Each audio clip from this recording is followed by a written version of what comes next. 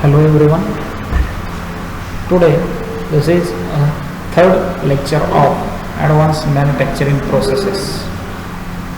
या आधीच्या दोन लेक्चरला आपण ॲडव्हान्स मॅन्युफॅक्चरिंग प्रोसेस काय आहे, what is the need of advance manufacturing process, आपल्याला ॲडव्हान्स मॅन्युफॅक्चरिंग प्रोसेसची काय गरज आहे, ते आपण काय इन्व्हेंट केलं आहे, बरोबर, तसं आपण स्टडी केलेला फर्स्ट लेक्चरला. त्याच्यामध्ये आपलं जे फर्स्ट युनिट होतं ॲडव्हान्स मॅन्युफॅक्चरिंग प्रोसेसेसमध्ये, त्याचं नाव होतं नॉन कन्व्हेन्शनल मशिनिंग प्रोसेसेस, बरोबर. तर आपण बघितलं होतं की what is non conventional machining processes. तर अशी मशिनिंग प्रोसेस जिच्यामध्ये तुमच्या टूलचा आणि वर्कपीसचा डायरेक्ट कॉन्टॅक्ट होत नाही.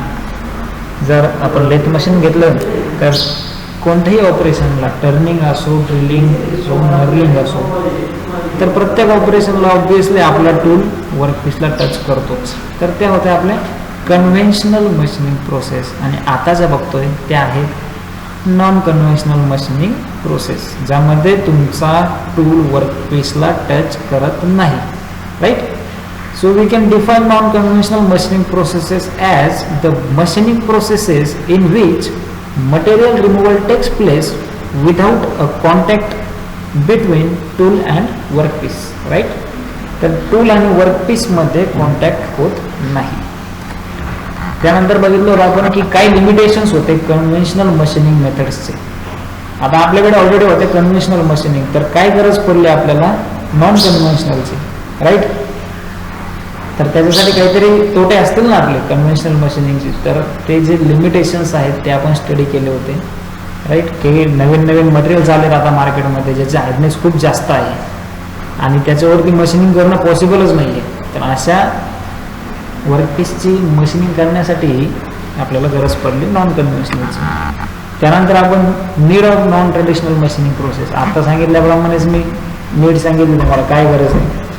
तुम्ही हार्ड मटेरियल, ब्रिटल मटेरियलची मशिनिंग करू शकता. तुम्ही एखादा फ्लेक्झिबल मटेरियल असेल त्याची मशिनिंग करू शकता. तुम्हाला एकदम इंट्रिकेटेड किंवा शेप्स असतील किंवा ब्लाइंड होल्स असतील किंवा कॉम्प्लेक्स शेप्स असतील, एकदम डिफिकल्ट शेप की जे प्रोड्यूस करणं पॉसिबल नाही आहे कन्व्हेन्शनल, तर त्याच्यासाठी आपल्याला नॉन कन्व्हेन्शनल मशिनिंगची गरज पडणार, बरोबर. तर आपल्याला फर्स्ट लेक्चरमध्ये कळालं होतं की बेसिकली काय आहे आपलं नॉन कन्व्हेन्शनल मशिनिंग प्रोसेस. त्याचे क्लासिफिकेशन बघितलेलं आपण mechanical, thermal, electrochemical and chemical, हे त्याचे 4 टाईप्स होते. तर फर्स्ट वन जो होता मेकॅनिकल, आपण तो स्टार्ट केलेला आहे.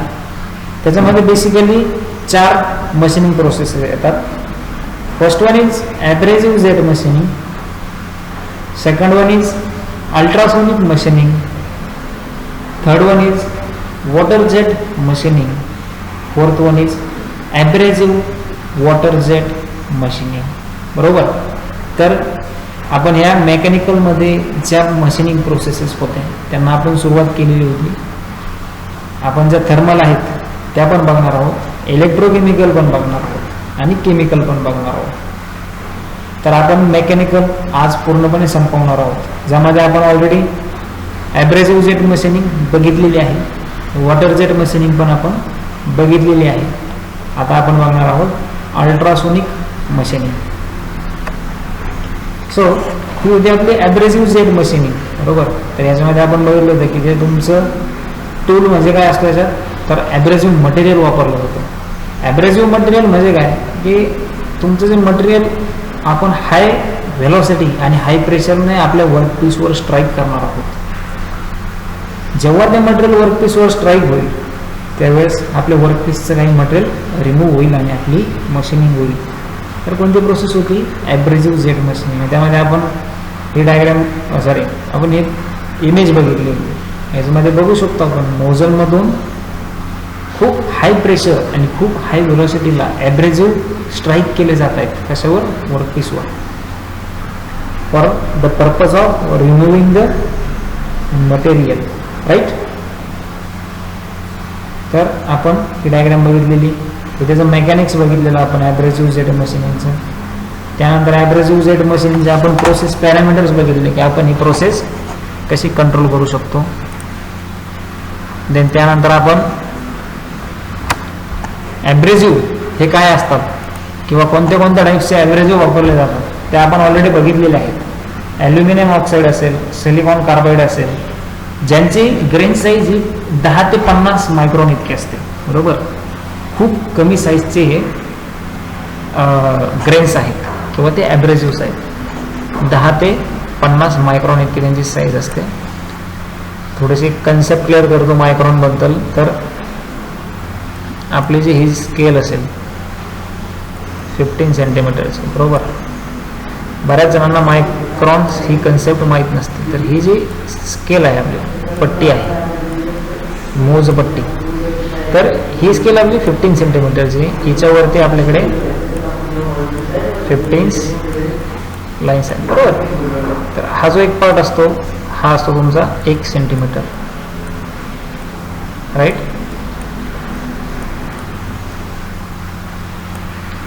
तर ह्या 1 सेंटीमीटरवरती पुन्हा 10 रेषा असतात.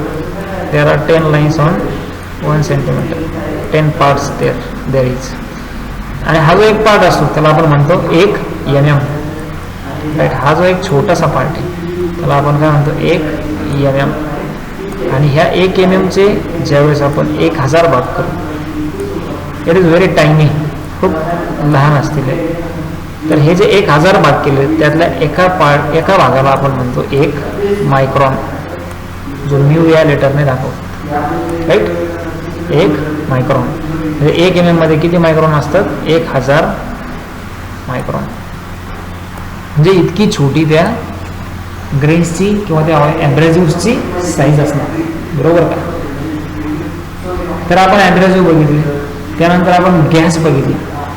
आता ॲब्रेसिव्ह डायरेक्टली आपण स्ट्राईक करणार नाही आहोत वर्कपीसवर, तर त्यामध्ये गॅसचं मिक्सचर पण असणार आहे. सो आपण बघितलं की कोणते गॅसेस किती प्रेशरला आपण यूज करणार आहोत. देन वे सॉ व्हॉट इज अ नोझल, त्याच्यामध्ये जी नोझल यूज केलेली जाणार आहे तुमचे ॲब्रेसिव्ह स्ट्राईक करण्यासाठी वर्कपीसवरती जी नोझल यूज केली जाणार आहे ती नोझल बघितली आपण.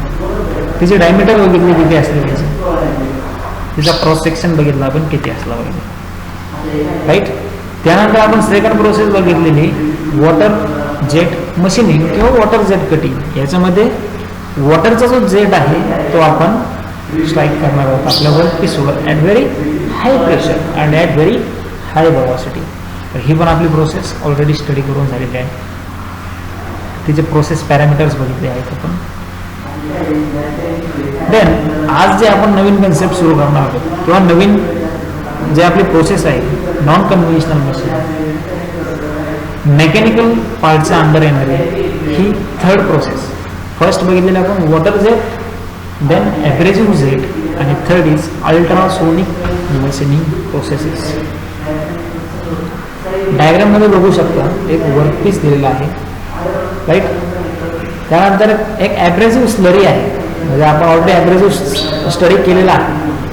तर त्या ॲब्रेसिव्हची स्लरी आपण त्या वर्कपीसवरती आहे आणि लगेचच त्याच्यावरती आहे आपला टूल, जो की the tool which experiencing the vibrations. त्या टूलवरती काय आहेत आपले अल्ट्रासोनिक व्हायब्रेशन्स आहे. म्हणजे तो टूल आपल्या स्वतःभोवतीच एका हाय फ्रिक्वेन्सीने मूव्ह होतो आहे, बरोबर. म्हणजे त्याच्यात ॲम्प्लिट्यूड आहे तो मूव्ह होतो आहे आपल्या स्वतःभोवतीच एकदम हाय ॲम्प्लिट्यूड, राईट.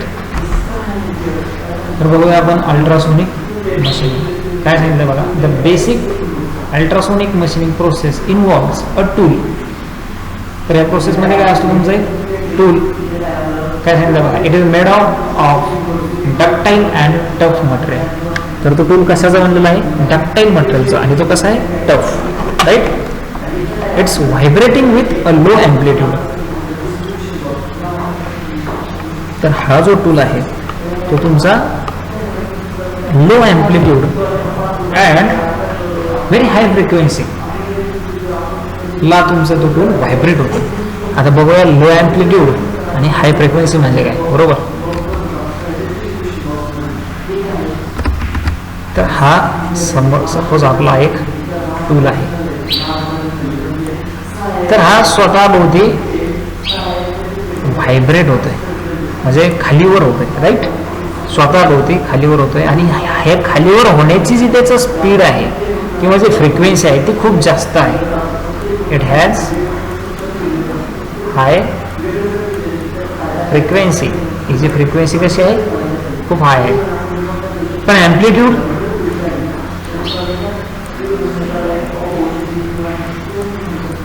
हा कसा आहे तुमचा, कमी आहे.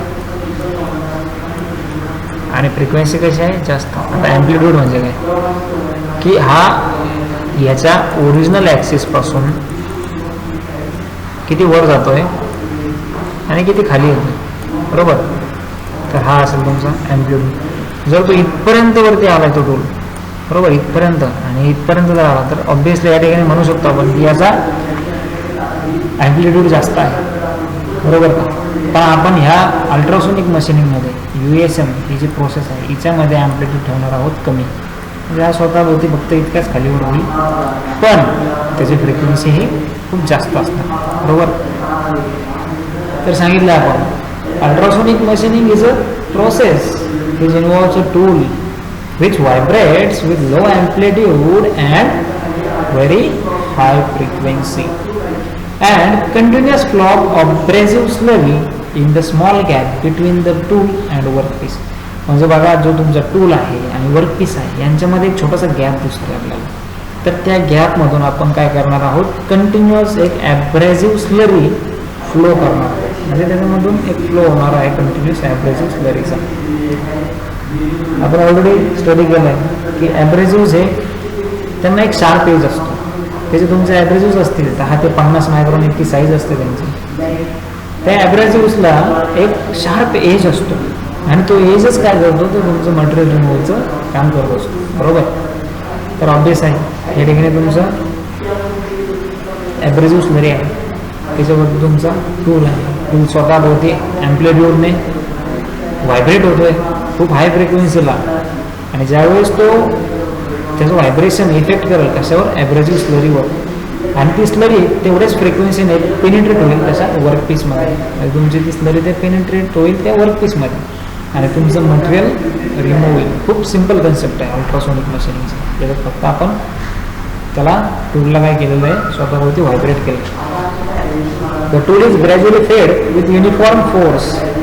बघा काय सांगितलं आहे, आधी टूल होता आपल्याकडे, एक वर्कपीस होता, त्याच्यामध्ये ॲब्रेसिव्ह स्लरी होती, आणि आता आपण आपला टूल हळूचपणे काय केला आहे, वर्कपीसमध्ये ग्रॅज्युअली फेडअप केला आहे, म्हणजे त्याच्यामध्ये आपण त्याला घुसवलं आहे.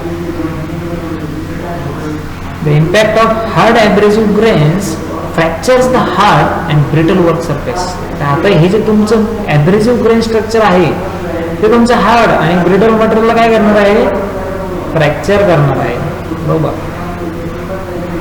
फ्रॅक्चर करणार म्हणजेच त्याचं मटेरियल रिमूव्ह होणार आहे. Resulting in the removal of work material, म्हणजे ते फ्रॅक्चर म्हणजेच तुमचं मटेरियल रिमूव्ह होणार आहे. In the form of small wear particles. कशाच्या फॉर्ममध्ये मटेरियल रिमूव्ह होत आहे, तर small wear particles. The tool material being tough and ductile wear out at a much slow rate. आता ऑब्विसली तुमचं टूल मटेरियल कसं आहे, टफ आहे आणि डक्टाईल आहे, म्हणजे विअर कसं होणार आहे, त्याचं घर्षण किंवा तो जे कमी होतोय टूल तुमचा तो हळूहळू आहे, ओके. तर ही होती तुमची अल्ट्रासोनिक मशिनिंगचं प्रोसेस. या ठिकाणी आपण ह्या डायग्राममध्ये बघू शकतो, हा जो प्रॉडक्ट आहे तो अल्ट्रासोनिक मशिनिंगने बनवलेला आहे. The next part is mechanics of ultrasonic machining. बघूया अल्ट्रासोनिक मशिनिंगचं मेकॅनिक्स काय आहे, कशाच्या प्रिन्सिपलवरती मशीन काम करते. Then the reason for material removal in USM process are believed to be. काय कारण आहे मटेरियल रिमूव्ह होण्याचं ते बघूया. The hammering of abrasive particles on the work surface by the tool. आता जो टूल आहे तो आपण फेड करणार आहे वर्कपीसमध्ये, आणि ते दोघांच्यामध्ये आहे ऑलरेडी आपली ॲब्रेसिव्ह स्लरी. ऑब्वियसली त्या स्लरीमुळे तुमचं मटेरियल रिमूव्ह होईल. The impact of free abrasive particles on the work surface. तुमचा जो काही फ्री ॲब्रेसिव्ह पार्टिकल्सचा इम्पॅक्ट होणार आहे वर्क सरफेसवर, त्याने पण तुमचं मटेरियल रिमूव्ह होईल. The erosion due to cavitation, obviously तुमचं ॲब्रेसिव्ह स्लरी कॅव्हिटी प्रोड्यूस करेल त्या ठिकाणी मटेरियल रिमूव्ह करून, बरोबर का. जसं एक्सप्लेन जर करायचं झालं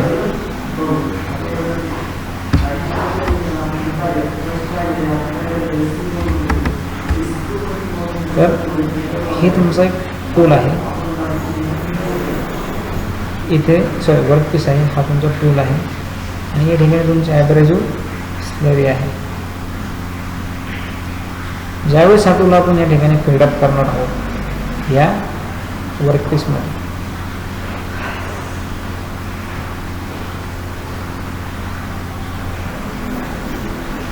हे तुमचं फिक्सर आहे, याच्यामध्ये हा तुमचा वर्क पीस फिट केलेला आहे.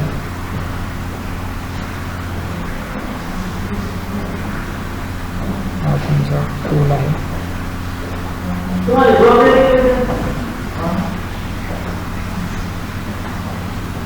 राईट. तर हा जो टूल आहे हा तुमचा फेडअप होईल या वर्क पीसमध्ये.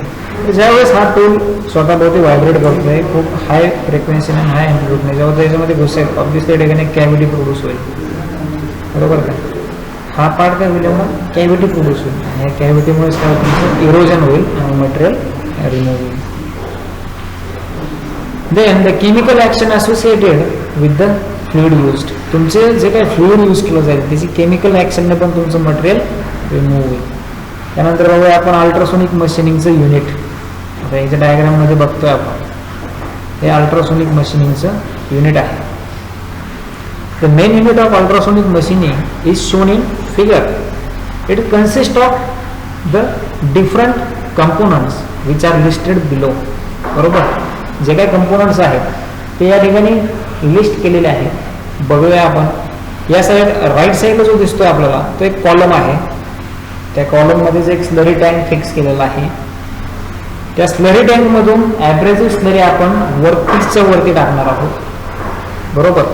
आणि ते स्लरी वर्कपीसच्या वरती टाकण्यासाठी जो आपण पंप यूज करणार आहोत त्याला आपण स्लरी पंप असं नाव दिलेलं आहे. त्यानंतर ही आहे आपली मशीनची बॉडी. त्यानंतर जे वरती टॉप एंडला दिसतंय ते फीड मेकॅनिझम. तर फीड मेकॅनिझम कशासाठी, तर टूलला व्हायब्रेशन प्रोड्यूस करण्यासाठी, बरोबर. त्यानंतर आहे आपलं ॲक्रोस्टिक हेड. तर हा हेड काय करतोय की तुमच्या टूलला होल्ड करतोय, टूलला पकडतोय आणि कनेक्ट करतोय फीड मेकॅनिझमशी.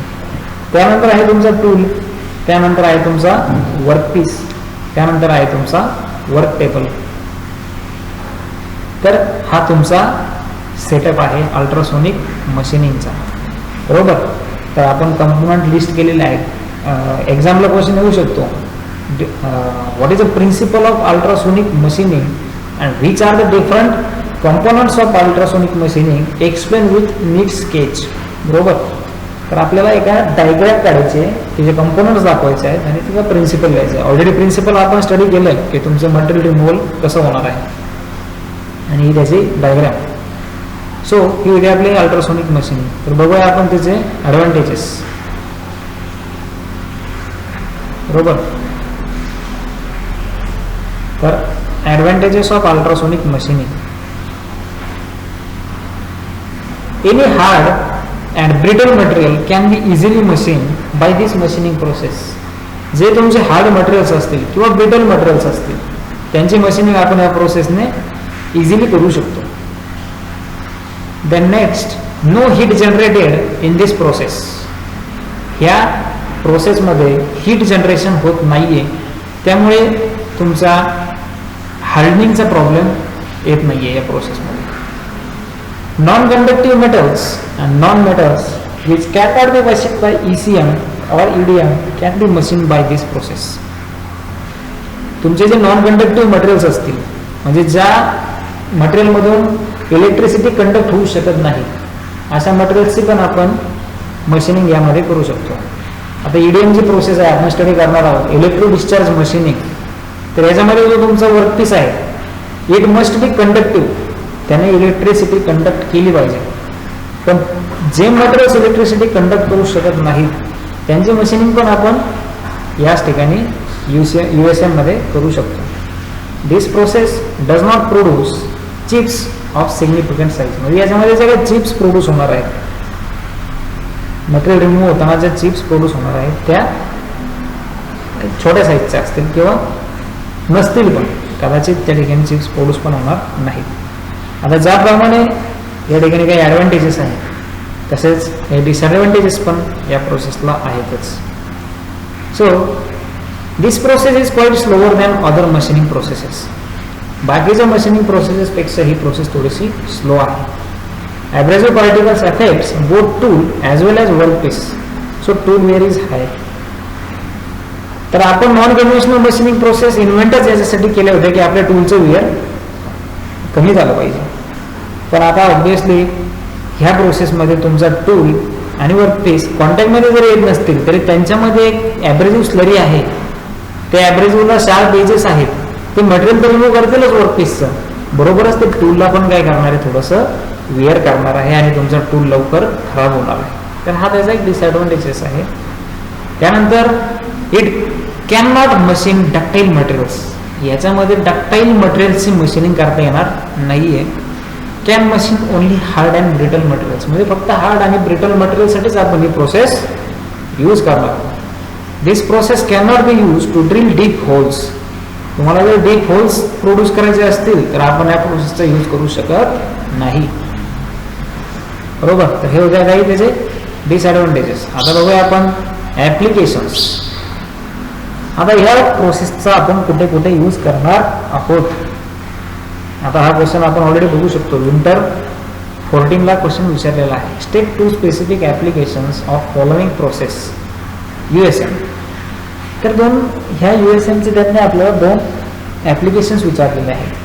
तर first one is machining of hard and brittle materials. बरोबर. आतापर्यंत 2-3 वेळेस सांगितलं मी की कशासाठी यूज करतो आपण ही process. Machining of hard and brittle materials. कोणते तर लाईक कार्बाइड्स, सिरॅमिक, ग्लास या प्रकारचे आपण मटेरियल्स यूज करू शकतो. Then machining of die and tool of drill. तुमचे जे डाय आहे त्याची मशीनिंग करू शकतो.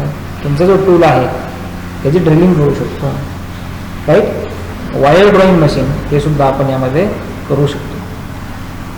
Then use in fabrication of silicon nitride turbine blade. याच्यामध्ये पण आपण त्याचा यूज USM ही प्रोसेस यूज करू शकतो. आणि एक लक्षात ठेवण्यासारखं म्हणजे to cut diamond in desire shape. आपला हा जो डायमंड असतो याला कट करण्यासाठी साधा टूल आपण यूज करू शकत नाही, कारण डायमंडची स्ट्रेंथ किंवा हार्डनेस ही खूप जास्त असते. तर या ठिकाणी आपण कोणत्या प्रोसेसचा यूज करू शकतो. Ultrasonic machining. तर ही प्रोसेस आता आपली पूर्ण झालेली आहे. तर आतापर्यंत आपण ज्या प्रोसेस बघितल्या त्या आतापर्यंत 3 प्रोसेस बघितल्या under mechanical machining processes. Right. या ठिकाणी बघू शकतो आपण ॲब्रेसिव्ह जे मशीनिंग आपली झालेली आहे त्यामध्ये आपण ॲब्रेसिव्ह यूज करतो मशीनिंग करण्यासाठी. अल्ट्रासोनिक मशीनिंग आता बघितले आपण. यामध्ये टूल आपण हाय फ्रिक्वेन्सीला आणि लो ॲम्प्लिट्यूडला व्हायब्रेट करतो आणि मशीनिंग करतो. वॉटर जेट मशीनिंगमध्ये आपण वॉटरचं स्प्रे स्ट्राईक करतोय मेटलवर आणि आपलं मटेरियल रिमूव्ह होतंय. त्यानंतर ॲब्रेसिव्ह वॉटर जेट. आता ही मशीनिंग प्रोसेसेस एक्सप्लेन केलेली नाही आहे बुकमध्ये, पण याच्यामध्ये ऑलरेडी एक कॉम्बिनेशन आहे ॲब्रेसिव्ह जेटचं आणि वॉटर जेटचं. तर याच्यामध्ये ॲब्रेसिव्ह पण यूज केले जातील विथ अ मिक्सचर ऑफ और it is a blended version of abrasive and water. Abrasive आणि वॉटर मिक्स केले जाते. तर या प्रकारे आपल्या 4 प्रोसेसेस झालेल्या आहेत. आता यानंतर जे नेक्स्ट लेक्चर होईल त्यामध्ये आपण थर्मल प्रोसेसेस ज्या आहेत, प्लाझ्मा आर्क मशीनिंग असेल, लेझर बीम असेल, EDM असेल, या प्रोसेसेस आपण नेक्स्ट लेक्चरला स्टडी करणार आहोत. ओके. थँक्यू.